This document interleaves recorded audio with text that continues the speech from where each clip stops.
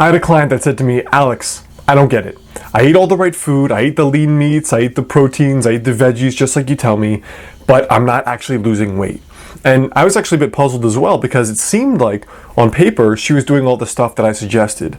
But when I took a bit of a deeper look, I realized that all of her meals she was actually eating out. Now, one of the things I tried to illustrate to her was that when you go to eat out, even healthy food is hidden with loaded extra calories, extra sugar, extra fat, and extra salt. And even though you could be eating healthy food, they can have 2, 3, 4, 500 more calories than normal. And I did a little home experiment to prove it.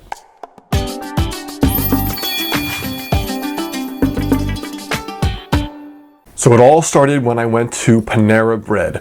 Now, when I went in there, I bought this sandwich and it looked like this. You know, pretty typical looking sandwich from Panera Bread. And I opened up the sandwich so you could get a feel for how it actually looks here based on, you know, the volume and the size and all that kind of stuff. You know, still looks pretty standard.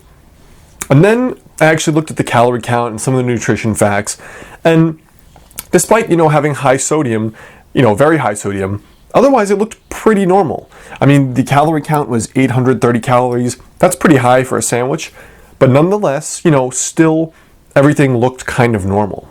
But I was actually curious here. What if I made the exact same sandwich with the exact same ingredients?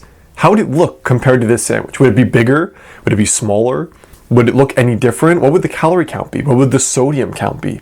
So I decided to recreate the sandwich on my own. So the first thing I did was I grabbed the same amount of bread. So I weighed the bread, I got the same type of bread, and then I laid it out side by side. So Panera's bread obviously was much heavier here. It was a much bigger slice. This is also because they had, you know, it's a weird, very moist kind of bread. So whether it's processed that way or that's the way it naturally is, I don't know. But this is the same amount of bread based on its weight here.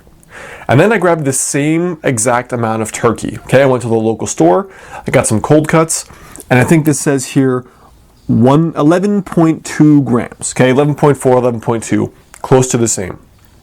From there, I added some of the American cheese. Again, the one on the left is Panera's.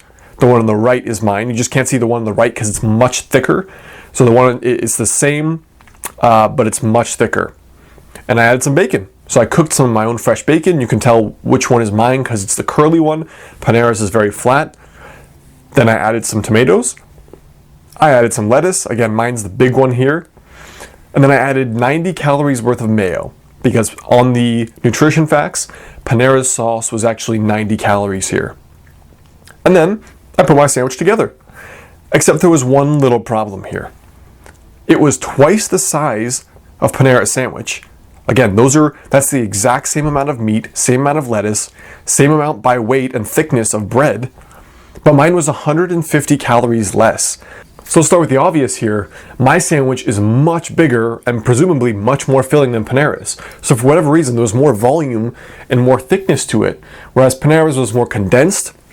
Even the bread was more moist. It's almost like it broke down easier in my mouth. It dissolved easier. And again, processing can do that, or added fats. Who knows what the bread is also made with to give it that soft, moist feeling.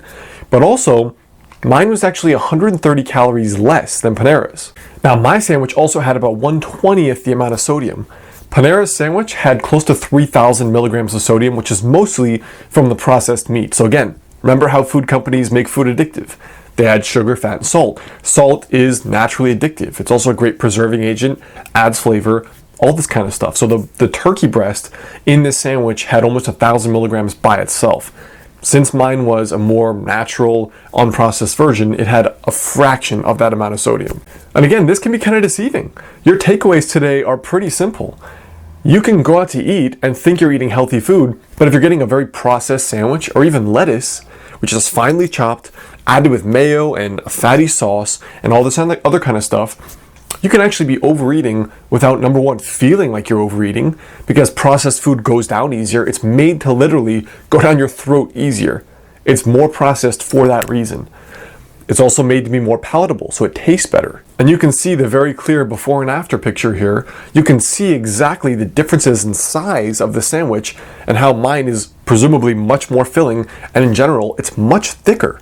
So processing also makes things smaller, again, which makes them palatable, even Things like salads or meats can be finely diced so they go down easier. And overall, it's a really good reminder when you're eating out. So here's your tiny habit for today. Even if you're eating out, be very aware of making sure the food is not processed. See what's actually in it, especially if you think you're eating a healthy food like a salad or like a whole wheat sandwich. Make sure you do your research, because ultimately the best way to control your health and your weight is to make your own food. And I realize that takes time, takes energy, and sometimes skill, but the rewards are disproportional. So I hope that helps. Make sure to leave a comment below. What's your favorite place to eat out that you think is a healthy spot? I want to hear from you below. Share it with me there. If you're on YouTube, go ahead, subscribe. You'll get the next video when it's out. And make sure you go on over to modernhealthmonk.com. I've got a real food weight loss bonus guide there for you on the email list. And almost all my content, all my guides are on the site, not on YouTube. So make sure you go on over, subscribe there on the email list, and I'll see you next time.